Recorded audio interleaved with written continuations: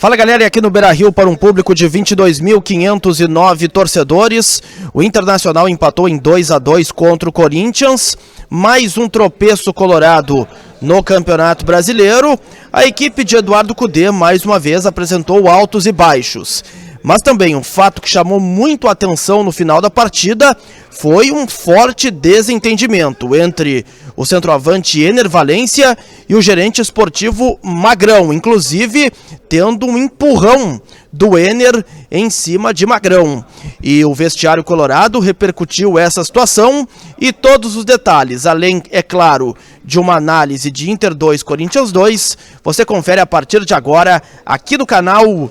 Muito importante você chegar aqui, se inscrever, ativar as notificações, dar aquele like, o joinha bacana para o conteúdo subir e viralizar cada vez mais aqui no YouTube.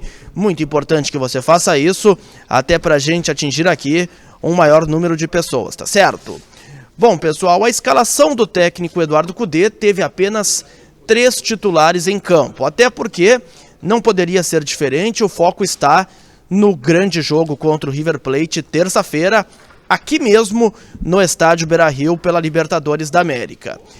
Começaram a partida de titulares apenas o goleiro Rocher, o zagueiro Vitão e também o Depena, que hoje atuou como um lateral esquerdo.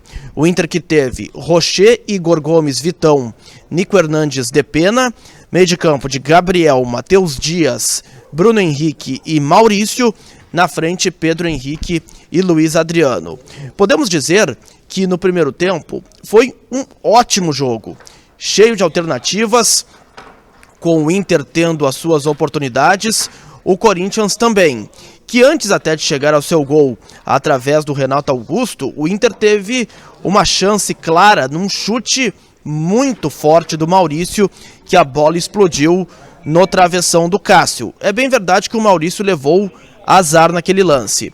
Logo na sequência, a 12 do primeiro tempo, Renato Augusto recebeu uma bola e com muita categoria chutou no canto do Rocher. A bola ainda teve o desvio e acabou o Corinthians saindo na frente pelo placar de 1-0. Não demorou muito e o Inter reagiu e chegou ao gol de empate. É bem verdade que o gol ainda foi revisado pelo VAR, mas estava em condição legal. O Pedro Henrique, após o ótimo lançamento do Matheus Dias, Pedro Henrique cruzou forte, o Cássio deu rebote e o Bruno Henrique colocou para o fundo da rede. O Inter ainda teve uma grande chance no final do primeiro tempo, com o Igor Gomes cabeceando muito perto do gol defendido pelo Cássio. Gostei bastante da equipe na primeira etapa, com muita intensidade, tentando criar jogadas de perigo contra o gol do Corinthians e com 3 destaques bem importantes. O Bruno Henrique, que na minha avaliação foi o melhor jogador em campo, também o Matheus Dias fazendo um ótimo jogo, pelo menos na primeira etapa, e também o Maurício. Veio o segundo tempo e o Inter ele tentou impor uma pressão para cima do Corinthians, que jogou apenas no erro do Internacional nos contra-ataques. Mas o Inter na segunda etapa teve uma queda de produção e não conseguiu criar tantas chances claras contra o gol do Cássio. E o Corinthians foi justamente o que disse. Jogava no erro do Inter e num contra-ataque o Yuri Alberto acabou sendo derrubado pelo Johnny. Pênalti muito bem assinalado pelo Wagner do Nascimento Magalhães. Fábio Santos cobrou e fez Corinthians 2-1. Quando tudo parecia que o Inter ia perder mais um jogo aqui no estádio Beira-Rio, a 53 da segunda etapa, o Ener Valencia cruzou o Luiz Adriano, um belo gol de cabeça, acabou colocando números finais na partida. Inter 2, Corinthians 2, mais um jogo em que o Colorado não consegue vencer no Campeonato Brasileiro, e eu diria que a campanha ela é ridícula por parte do Colorado. O Inter decepciona e muito dentro do Campeonato Brasileiro. E logo após a partida, meus amigos, uma situação bastante polêmica. Isto porque uma confusão acabou marcando essa partida após o empate em 2-2, porque após o encerramento do jogo, o Ener Valencia ele teve uma discussão muito forte com o gerente esportivo Magrão e até chegou a empurrar o dirigente.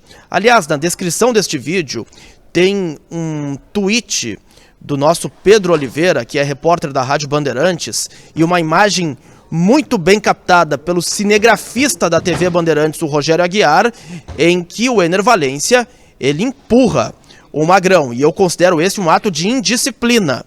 Eu acho que o Ener Valencia ele exagerou e eu acho que precisa tomar uma chamada de atenção maior. Até os jogadores já falaram que no vestiário tudo já foi resolvido e na sequência a gente vai trazer aí a palavra dos atletas, mas eu acho que o Ener Valencia passou do ponto, acho que ele errou e feio nessa atitude que teve com o Magrão.